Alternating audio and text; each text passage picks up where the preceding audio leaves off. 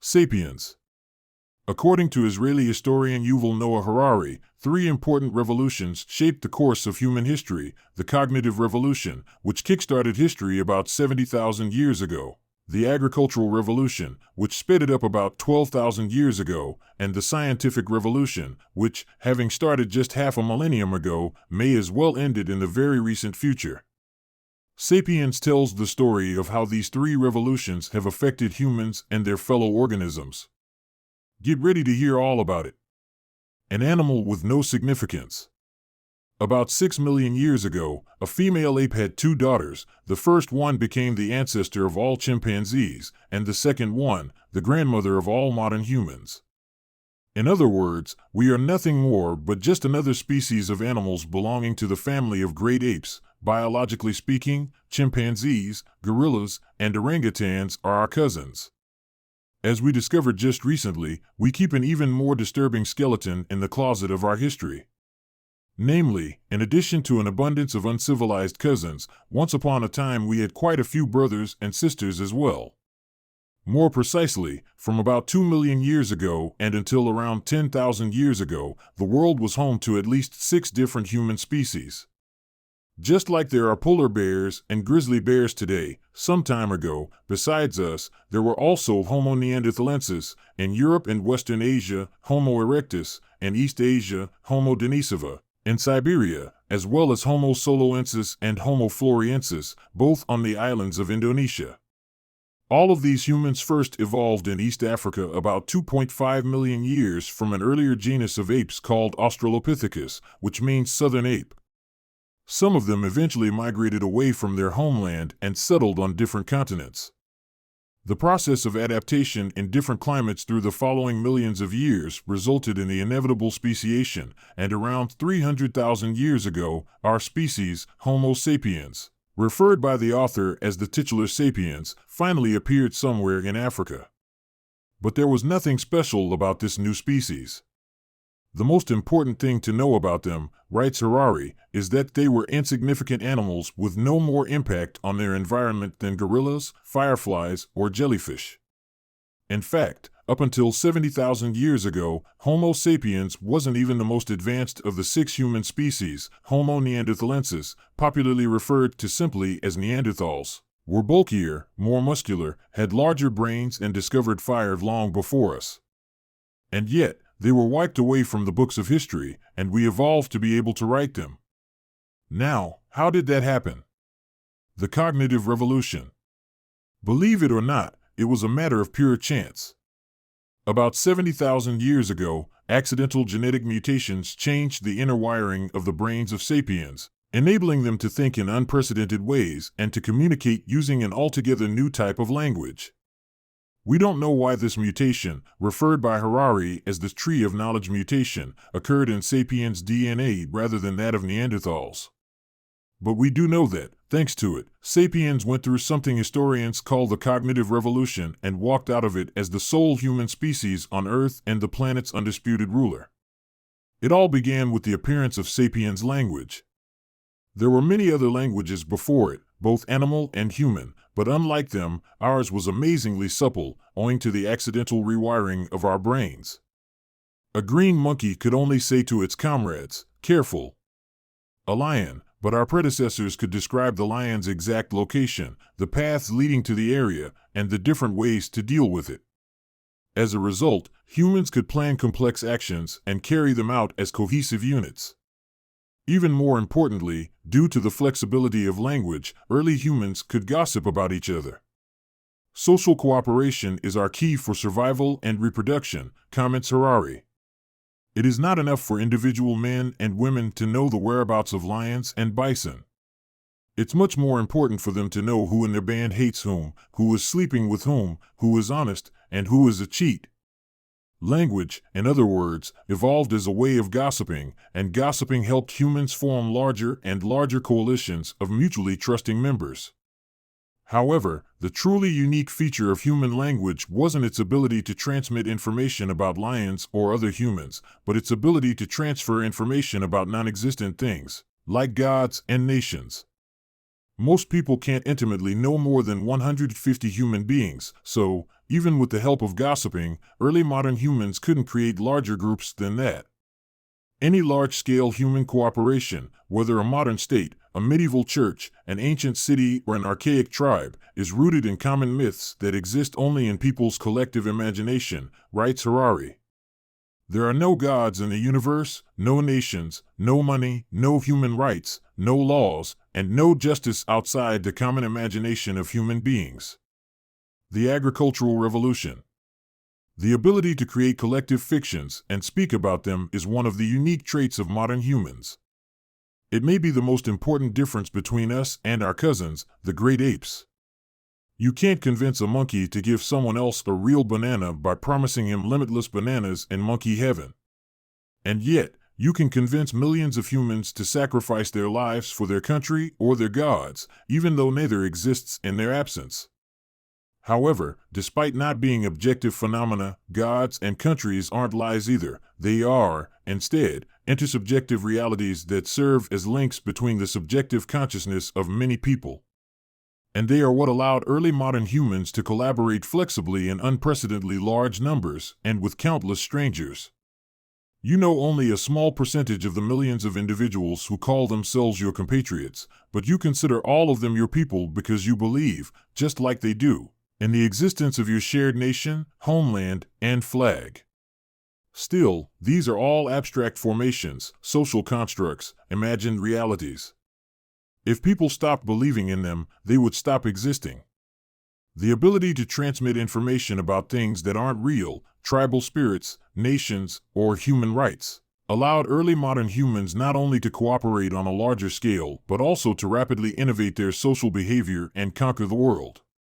They migrated from East Africa to Eurasia and either interbred with the Neanderthals or, more likely, conducted the first and most significant ethnic cleansing campaign in history. Either way, around 30,000 years ago, Neanderthals disappeared completely from history, and, in the ensuing millennia, the same happened to all the other human species.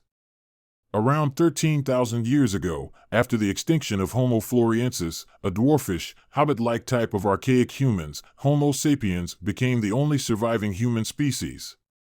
Not long after, in the hilly regions of the Middle East, modern humans started devoting most of their time and effort to manipulating the lives of a few animal and plant species. This commitment set off the agricultural revolution, which, in just 10,000 years, converted almost all humans from hunter-gatherers into farmers, resulting in the creation of the first settlements, a substantial increase in the food supply, and extraordinary population growth. However, the agricultural revolution was a trap, and probably history's greatest. In retrospect, it made the lives of most individuals worse than they had been when humans were mostly hunter-gatherers. True, there was extra food, but it mostly ended amongst the elite. Both the diet and the daily lives of the majority of our predecessors became significantly less varied once they chose to replace foraging with farming. The average farmer worked harder than the average forager and got a worse diet in return. However, as a species, humanity progressed. Because of agriculture, humans started creating larger collectives and growing ever more powerful in relation to all other animals. In a nutshell, the story of the agricultural revolution is pretty much a story of groups trading off individual pleasure for collective strength. Not consciously, of course, but in terms of results, it hardly makes a difference. The unification of humankind. As human societies grew larger and more complex, so did their collective fictions.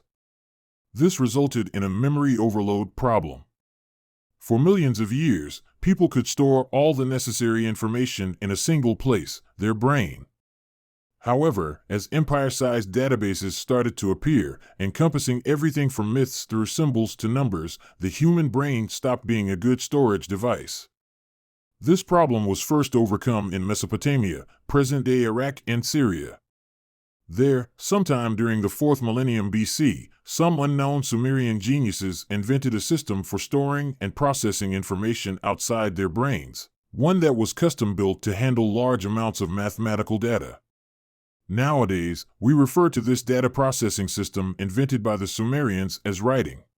Interestingly, as Harari writes, the first texts of history contain no philosophical insights, no poetry, legends, laws, or even royal triumphs. They are humdrum economic documents, recording the payment of taxes, the accumulation of debts, and the ownership of property. In other words, writing developed as a means of storing complex financial transactions, interest in using the same data processing system to store information about gods and emperors appeared only later. But it did inevitably appear, and it made a lasting impression. Because the emergence of money, religion, and empires, somewhat surprisingly, pushed humankind in the direction of global unification. These three are all seen as pretty divisive nowadays, but without them, we might have never bridged the gap between us and them. Just like all other social mammals, sapiens are xenophobic creatures by design, and, up until the first millennium BC, nobody imagined the entire world and the entire human race as a single unit governed by a single set of laws. But then, merchants, conquerors, and prophets appeared, the first people who managed to transcend the binary evolutionary division, us versus them, and to foresee the potential unity of humankind. For the merchants, writes Harari, the entire world was a single market and all humans were potential customers. They tried to establish an economic order that would apply to all, everywhere. For the conquerors, the entire world was a single empire and all humans were potential subjects, and for the prophets, the entire world held a single truth and all humans were potential believers. They too tried to establish an order that would be applicable for everyone everywhere. The scientific revolution. Establishing universal orders, whether monetary, religious, or imperial, is not easy. It requires a lot of research, power, and resources. Over time, these three combined in a highly efficient feedback loop that, in Renaissance Europe, gave birth to the last of the three great human revolutions, the scientific. We tend to think of scientific progress as something noble and unprejudiced, but we ignore the fact that it never occurs in a random direction, but in the direction determined by the beliefs of those who fund it. Without resources, scientific research is almost impossible, and the institutions providing them, whether governments or corporations, expect to have their powers increased, not diminished, by the subsequent discoveries and findings. With greater power comes access to newer and better resources, and some of these are reinvested in further research and development. Generally speaking, this feedback loop is much older than the scientific revolution. Humans have sought to understand the universe at least since their cognitive leap 70,000 years ago. But the last 5 centuries have witnessed unprecedented growth in human power and quality of life. Just for comparison, in the year 1500, there were only about 500,000 people in the entire world. Today, there are over 7 billion. Back then, 150 out of 1,000 newborns died during their first year. Today, only 7 out of 1,000 children died before the age of 15. So, what changed in the meantime to allow for the scientific revolution? Harari argues that modern science differs from all previous traditions of knowledge in 3 critical ways: the willingness to admit ignorance, the centrality of observation and mathematics, and the acquisition of new powers. The first of the 3 is, perhaps, most important. The scientific revolution has not been a revolution of knowledge, remarks Harari in view of this. It has been, above all, a revolution of ignorance. The great discovery that launched the scientific revolution was the discovery that humans do not know the answers to their most important questions. What lies ahead? Science and exploration turned some countries into continent-spanning empires, and some political and economic doctrines into secular, natural law religions, such as communism, Nazism, nationalism, liberalism, and capitalism. Of these 5, the last 2 have been by far the most successful. Working hand in hand with science, they gave us more functional institutions, inalienable rights, a better connected world, and the most prosperous era of history, but also privacy issues, economic inequality, numerous genocides, 2 devastating world wars, and, finally, the nuclear bomb. Harari describes its detonation in 1945 as the single most remarkable and defining moment of the past 500 years, noting that, from that point forward, humankind had the capability not only to change the course of history, but to end it. Interestingly, this caused one final and utterly unexpected tectonic shift in global political cultures. Throughout history, whether Han chieftains, Viking noblemen, or Aztec priests, most ruling elites viewed war as a positive good. Today's elites, however, whether American politicians, Japanese businessmen, Russian intellectuals, or Chinese artists, genuinely see war as both evil and avoidable. They have to, most of the time, their livelihood and prosperity depend upon it. Up until recently, the scientific revolution risked to be remembered by subsequent generations as an age of unmatched bloodshed and mindless slaughter. Nowadays, it seems more likely that it will be remembered as an age of peace and affluence. However, Harari warns that may isn't the same as will. True, we're on the verge of evolving into Homo Deus, godlike people capable of creating other species. But the same technology means that one small mistake or misunderstanding could result in the end of humanity. We are on the threshold of both heaven and hell, moving nervously between the gateway of the one and the anteroom of the other, concludes Harari. History has still not decided where we will end up, and a string of coincidences might yet send us rolling in either direction. Final notes. Sapiens may not offer some new contributions to scholarship, but there's a lot of value in repackaging and rearranging past knowledge into easily digestible, broad-viewed popular science books. It allows us to see the big picture, the forest through the trees.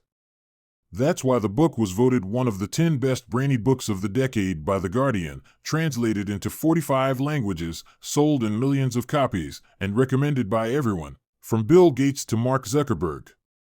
That's why you should read it as soon as possible.